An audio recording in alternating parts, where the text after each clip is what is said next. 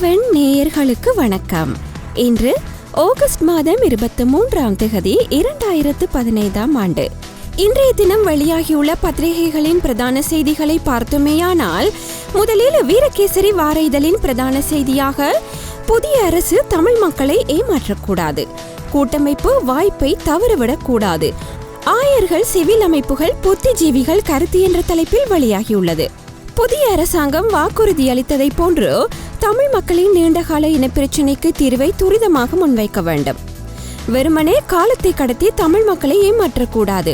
அதே போன்று தமிழ் தேசிய கூட்டமைப்பும் இந்த வாய்ப்பை சரியாக பயன்படுத்தி தமிழ் மக்கள் எதிர்நோக்கும் நெருக்கடிகளுக்கு தீர்வை காண வேண்டும். இத்தருணத்தை கூட்டமைப்பு தவறவிடுமானால் எதிர்காலத்தில் மற்றொரு ஆணையை மக்களிடம் கோர முடியாது போகும். இவ்வாறு ஆயரமைப்புகள், சிவில் அமைப்புகள், புத்திஜீவிகள், புலம்பெயர் அமைப்புகள் பரவலாக தமது கருத்துக்களை முன்வைத்துள்ளன என இச்செய்தியில் தெரிவிக்கப்பட்டுள்ளது. மற்றொரு செய்தியாக, தென்னிலங்கை மக்களின் சுதந்திரத்தை வடகிழக்கு மக்களுக்கும் வழங்குவேன், ஜனாதிபதி உறுதி, சந்திரிகா தலைமையில் செயலணி குழு என்ற தலைப்பில் வெளியாகியுள்ளது. தென்னிலங்கை மக்கள் எவ்வளவு வசதி வாய்ப்புகளை அனுபவிக்கின்றார்களோ அதே வசதி வாய்ப்புகளையும் சுதந்திரத்தையும் வடகிழக்கு மக்களுக்கும் நான் உருவாக்கி தருவேன்.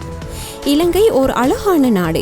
இந்நாட்டில் வாழும் சகல இன மக்களும் நல்லிணக்கமாகவும் சுதந்திரமாகவும் உயர்ந்த வசதிகளையும் பெற்று வாழ வேண்டும் என்பதே எனது கனவாகும் என ஜனாதிபதி மைத்ரிபால சிறிசேன தெரிவித்தார் என இச்செய்தியில் தெரிவிக்கப்பட்டுள்ளது. மக்களால் நிராகரிக்கப்பட்ட 8 பேர் மக்களவைக்கு என்ற தலைப்பில் மேலும் ஒரு செய்தி வெளியாகியுள்ளது. இம்முறை பாராளுமன்ற தேர்தலில் போட்டியிட்டு மக்களால் நிராகரிக்கப்பட்ட 8 பேர் தேசிய பட்டியல் மூலம் மீண்டும் பாராளுமன்றத்துக்கு தெரிவு செய்யப்பட்டுள்ளார்கள். இவ்வாறு மக்களால் நிராகரிக்கப்பட்டவர்களை தேசிய பட்டியல் மூலம் பாராளுமன்றத்துக்கு உள்வாங்குவது வாக்காளர்களது ஆணையை கொச்சைப்படுத்தும் செயலாகும் என புத்திஜீவிகளும் பொதுமக்களும் அரசியல் அவதானிகளும் சுட்டிக்காட்டியுள்ளனர் என இச்செய்தியில் தெரிவிக்கப்பட்டுள்ளது. இன்றைய வீரகேசரியின் முன்பக்கத்தில் வெளியாகியுள்ள மேலும் ஒரு செய்தியாக, அமைச்சு பதவிகளை பெறாமலேயே தமிழ் மக்களின் பிரச்சினைகளை தீர்ப்போம், கூட்டமைப்பின் பாராளுமன்ற உறுப்பினர் எம்.ஏ. சுமந்திரன் என்ற தலைப்பில் வெளியாகியுள்ளது. தமிழ் இளைஞர் யுவதிகள் வேலைவாய்ப்பின்றி அவதிப்படுகின்றனர் என்பதை நான் ஏற்றுக்கொள்கின்றேன். அதற்காக அமைச்சு பதவிகளை பெற்றுத்தான் அவர்களுக்கு உதவி செய்ய முடியும் என கூறுவது தவறு. அமைச்சு பதவிகளை பெறாமலேயே நாங்கள் தமிழ் மக்களின் பிரச்சினைகளை தீர்த்து வைப்பதற்கான சகல முயற்சிகளையும் மேற்கொள்வோம் என தமிழ் தேசிய கூட்டமைப்பின் பாராளுமன்ற உறுப்பினர் எம்.ஏ. சுமந்திரன் தெரிவித்தார் என இச்செய்தியில் குறிப்பிடப்பட்டுள்ளது. முஸ்லிம்களுக்கு தனியான அலகு வழங்கப்படுமா இல்லையா தெளிவுபடுத்த வேண்டும் என்கிறது பொதுபல சேனா என்ற தலைப்பில் ஒரு கட்டமிடப்பட்ட செய்தி வெளியாகியுள்ளது.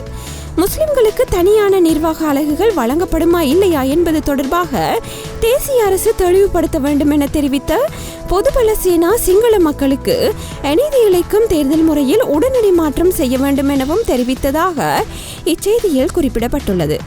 தேசிய அரசுக்கு முதன்மை சாட்சியாக முன்னாள் ஜனாதிபதி மஹிந்த, அமைச்சர் லக்ஷ்மன் கிரியெல்ல கூறுகின்றார் என்ற தலைப்பில் மற்றொரு செய்தியை பார்க்கலாம். ஜனாதிபதி தேர்தலுக்கு முன்னதாக ஸ்ரீலங்கா சுதந்திர கட்சியுடன் ஏற்படுத்திக் கொண்ட இணக்கப்பாட்டுக்கு அமையவே தற்போது தேசிய அரசாங்கத்திற்கான உடன்படிக்கை செய்து கொள்ளப்பட்டதாக அமைச்சர் லக்ஷ்மன் கிரியெல்ல தெரிவித்துள்ளார். இன்றைய தேசிய அரசாங்கத்திற்கு முதன்மை சாட்சியாக முன்னாள் ஜனாதிபதி மஹிந்த ராஜபக்ஷ உள்ளார் எனும் அமைச்சர் தெரிவித்ததாக இச்செய்தி தொடர்ந்து செல்கின்றது. மேலும் ஒரு செய்தியை பார்த்துமேயானால், ஹட்டன் பகுதியில் பஸ் விபத்து, காயமடைந்த 13 பேர் வைத்தியசாலையில் என்ற தலைப்பில் வெளியாகியுள்ளது. ஹொரணையிலிருந்து ஹட்டன் வழியாக நுவரெலியா நோக்கி சென்ற தனியார் பஸ் ஒன்று நேற்று காலை ஹட்டன் கொழும்பு பிரதான வீதியில் ஊட்லேண்ட் பகுதியில் வீதியை விட்டு விலகி 50 அடி பள்ளத்தில் பாய்ந்து விபத்துக்குள்ளாகியுள்ளது. பஸ்ஸில் பயணித்தவர்களில் 13 பேர் படுகாயமடைந்த நிலையில் வட்டவளை வைத்தியசாலையில் அனுமதிக்கப்பட்டுள்ளனர் என இச்செய்தியில் தெரிவிக்கப்பட்டுள்ளது. இன்றைய வீரகேசரியின் பிரதான புகைப்படமாக, திருகோணமலை சம்பூர் உயர் பாதுகாப்பு வலயத்திலிருந்து விடுவிக்கப்பட்டுள்ள காணிகளுக்கான உறுதிப்பத்திரங்கள் வழங்கும் நிகழ்வு நேற்று சம்பூரில் இடம்பெற்றது. அந்நிகழ்வில் கலந்து கொள்வதற்காக சென்றிருந்த ஜனாதிபதி மைத்ரிபால சிறிசேனவை தமிழ் தேசிய கூட்டமைப்பின் தலைவரும் சிரேஷ்ட பாராளுமன்ற உறுப்பினருமான ரா சம்பந்தன் கரங்களை பற்றி அணைத்து வரவேற்பதை இன்றைய வீரகேசரி பிரதான புகைப்படமாக வெளியிட்டுள்ளது. அடுத்ததாக இன்றைய தினம் வெளியாகியுள்ள தினக்குரல் வார இதழின் பிரதான செய்தியாக, 3 பெரும்பான்மை பலத்துடன் அமையவுள்ள தேசிய அரசாங்கம், எதிர்க்கட்சி தலைவர் பதவி ஐக்கிய மக்கள் சுதந்திர முன்னணிக்கா சம்பந்தனுக்கா என்ற தலைப்பில் வெளியாகியுள்ளது. ஐக்கிய தேசிய முன்னணியும் ஸ்ரீலங்கா சுதந்திர கட்சியும் இணைந்து அமைக்க உள்ள தேசிய அரசாங்கம் 2/3 பெரும்பான்மையை விடவும் கூடிய உறுப்பினர்களை கொண்ட அரசாங்கமாக அமைய உள்ளது. இதன்படி அமையப்போகும் தேசிய அரசாங்கத்தில் 152 முதல் 160 வரையான உறுப்பினர்கள் அங்கம் வகிப்பார்கள் என எதிர்பார்க்கப்படுவதாக இச்செய்தியை தொடர்ந்து செல்கின்றது. மேலும் ஒரு செய்தியை பார்த்தால், சமாதானத்தை ஏற்படுத்த கிடைத்த சந்தர்ப்பத்தை பயன்படுத்துங்கள், ரணில் விக்ரமசிங்கவிடம் பான் கி மூன் தெரிவிப்பு என்ற தலைப்பில் வெளியாகியுள்ளது. இலங்கைக்கு ஆதரவளிக்கப்படும் என ஐக்கிய நாடுகள் அமைப்பின் பொதுச் செயலாளர் பான் கி மூன் புதிய பிரதமர் ரணில் விக்ரமசிங்கவிற்கு தொலைபேசி ஊடாக வாக்குறுதி அளித்துள்ளார். பிரதமராக பதவி பிரமாணம் செய்து கொண்ட ரணில் விக்ரமசிங்கவை பான் கி மூன் தொலைபேசி ஊடாக தொடர்பு கொண்டு இதனை தெரிவித்ததாக இச்செய்தியில் குறிப்பிடப்பட்டுள்ளது. மற்றும் ஒரு செய்தியாக, தேசிய அரசு இனப்பிரச்சினைக்கு தீர்வை காண வேண்டும், சம்பந்தன் என்ற தலைப்பில் வெளியாகியுள்ளது. ஜனாதிபதி மைத்ரிபால சிறிசேன, பிரதமர் ரணில் விக்ரமசிங்க ஆகியோரும் அவர்கள் தலைமையில் உருவாகும் தேசிய அரசும் நாட்டின் நல்லாட்சிக்காக மக்கள் வழங்கிய ஆணையை நிறைவேற்ற வேண்டும். அத்துடன் நாட்டில் உள்ள சகல பிரச்சினைகளுக்கும் தாமதமின்றி உடன் தீர்வை காண வேண்டும். இதற்கு தமிழ் தேசிய கூட்டமைப்பு பரிபூரண ஆதரவை ஒத்துழைப்பை வழங்கும் என தமிழ் தேசிய கூட்டமைப்பின் தலைவர் சம்பந்தன் தெரிவித்தார் என இச்செய்தி தொடர்ந்து செல்கின்றது. மேலும் ஒரு செய்தியை பார்த்தால், டோனி பிளேயர் இலங்கையில் உரை என்ற தலைப்பில் வெளியாகியுள்ளது. பிரித்தானியாவின் முன்னாள் பிரதமர் டோனி பிளேயர் நாளை 24 திங்கட்கிழமை கொழும்பு லக்ஷ்மன் கதிர்காமர் நிலையத்தில் மனித உரிமைகள் தொடர்பாக உரையாற்ற உள்ளார் என இச்செய்தியில் தெரிவிக்கப்பட்டுள்ளது. அகில இலங்கை மக்கள் காங்கிரஸ் செயலாளர் ஹமீட் இடைநிறுத்தம் என்ற தலைப்பில் மேலும் ஒரு செய்தியை பார்க்கலாம். கட்சியின் கட்டுப்பாட்டுக்கும் கூட்டு பொறுப்புக்கும் மாறாக தன்னிச்சையாக கட்சி தலைமைக்கு எதிராக அறிக்கை வெளியிட்ட அகில இலங்கை மக்கள் காங்கிரசின் செயலாளர் YLS ஹமீடை அப்பதவியிலிருந்து தற்காலிகமாக இடைநிறுத்துவதாகவும் இது தொடர்பான விசாரணைகளை மேற்கொள்ளவென 4 பேர் அடங்கிய குழு ஒன்றை நியமித்துள்ளதாகவும் கட்சியின் தலைவர் ரிஷாட் பதியுதீன் தெரிவித்துள்ளார் என இச்செய்தியில் குறிப்பிடப்பட்டுள்ளது. நிஷா பிஸ்வால் கொழும்பு வருகிறார் என்ற தலைப்பில் மற்றும் ஒரு செய்தியை பார்க்கலாம். தெற்கு மற்றும் மத்திய ஆசிய விவகாரங்களுக்கான அமெரிக்க உதவி ராஜாங்க செயலாளர் நிஷா பிஸ்வால் உத்தியோகபூர்வ விஜயமாக இந்த வாரம் இலங்கை வர உள்ளதாக ராஜதந்திர வட்டாரங்கள் தெரிவித்துள்ளன என இச்செய்தியில் தெரிவிக்கப்பட்டுள்ளது. மஹிந்தவிடமிருந்து சுதந்திர கட்சியை மீட்டெடுக்கவே தேசிய அரசாங்கம், இனப்பிரச்சினைக்கும் தீர்வில்லை, தமிழ் சிவில் சமூக பிரமுகர் கருத்து என்ற தலைப்பில் மேலும் ஒரு செய்தி வெளியாகியுள்ளது. தற்போது அமைக்கப்பட்டுள்ள தேசிய அரசாங்கம் என்பது மஹிந்த ராஜபக்ஷவிடமிருந்து முழுமையாக ஸ்ரீலங்கா சுதந்திர கட்சியை மீட்டெடுப்பது தொடர்பிலானது, மஹிந்த ராஜபக்ஷவை முழுமையாக அரசியலிலிருந்து ஓரங்கட்டுவது தொடர்பிலானது என சிவில் சமூக செயற்பாட்டாளர் யாழ் பல்கலைக்கழக சட்டத்துறை விரிவுரையாளர் குமாரவேல் குருபரன் தெரிவித்தார் என இச்செய்தியில் குறிப்பிடப்பட்டுள்ளது. அடுத்ததாக இன்றைய தினம் வெளியாகியுள்ள சுடரொளி வார இதழின் பிரதான செய்தியாக, சம பிரஜைகளாகவே வாழ விரும்புகிறோம், இரண்டாந்தர பிரஜைகளாக அல்ல, சந்திரிகா மைத்ரி முன் சம்பூரில் சம்பந்தன் முழக்கம் என்ற தலைப்பில் வெளியாகியுள்ளது.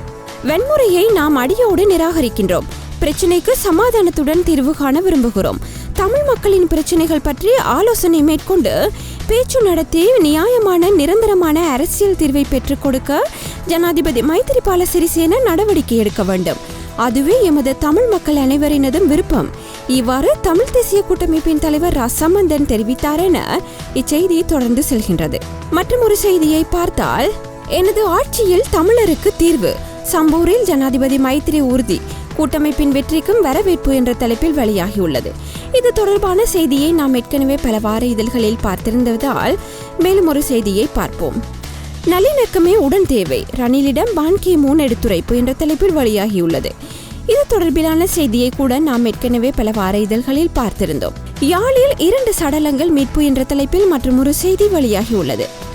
யாழ்ப்பாணம் நகர் மற்றும் திருநெல்வேலி பகுதிகளிலிருந்து நேற்று 2 சடலங்கள் போலீசாரால் மீட்கப்பட்டுள்ளதாக இச்செய்தியில் தெரிவிக்கப்பட்டுள்ளது. ஏனைய செய்திகள் யாவும் நாம் ஏற்கனவே பல வார இதழ்களில் பார்த்திருந்தவையாகவே வெளியாகி உள்ளன. அடுத்ததாக இன்றைய தினம் வெளியாகியுள்ள சண்டே டைம்ஸ் வார இதழின் பிரதான செய்தியாக, ஸ்ரீலங்கா சுதந்திர கட்சியில் உள்ள ஒரு பகுதியினர் முன்னாள் ஜனாதிபதி மஹிந்த ராஜபக்ஷவுக்கு ஆதரவளிப்பதால் கட்சிக்குள் இக்கட்டான நிலை ஏற்பட்டுள்ளது.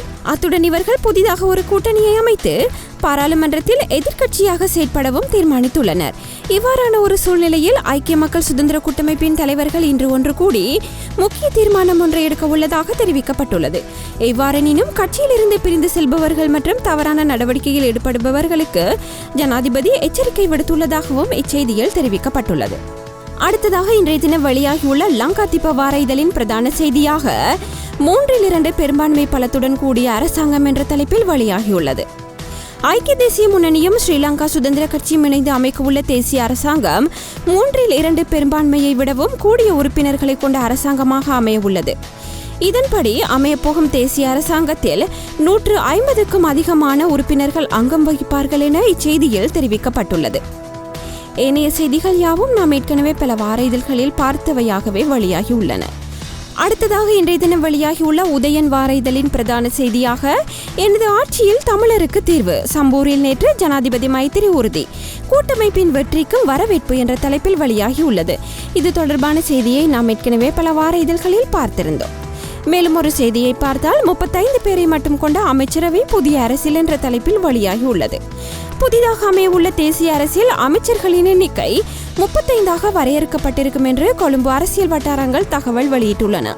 ஐக்கிய தேசிய கட்சியும் ஸ்ரீலங்கா சுதந்திர கட்சியும் இணைந்து அமைக்க உள்ள தேசிய அரசில் 35 அமைச்சர்களே அங்கம் வகிப்பார்கள் என்றும் இதில் 19 அமைச்சர்கள் ஐக்கிய தேசிய கட்சிக்கும் 16 அமைச்சர் பதவிகள் ஸ்ரீலங்கா சுதந்திர கட்சிக்கும் வழங்கப்படும் என தெரிவிக்கப்பட்டுள்ளது.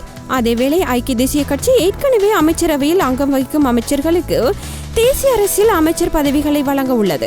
எனினும் ஐதேகவுக்கு ஒதுக்கப்பட்டுள்ள 19 அமைச்சு பதவிகளில் 4 புதுமுகங்களும் அமைச்சரவையில் வாய்ப்பளிக்கப்பட உள்ளதாக இச்செய்தி தொடர்ந்து செல்கின்றது. அடுத்ததாக இன்றைய தினம் வெளியாகியுள்ள வலம்புரி வார இதழின் பிரதான செய்தியாக இலங்கை விவகாரம் குறித்து அக்காசியுடன் ரமபோசா என்ற தலைப்பில் வெளியாகியுள்ளது.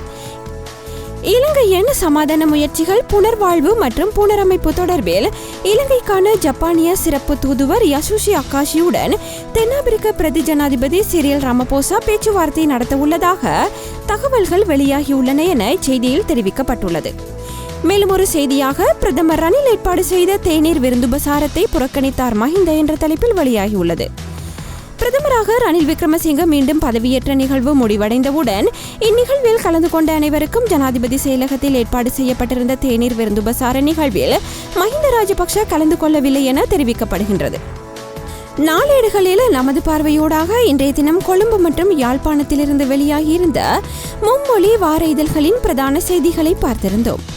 மற்றும் ஒரு நாளேடுகளில் நமது பார்வையோடாக சந்திக்கும் வரை நன்றி, வணக்கம்.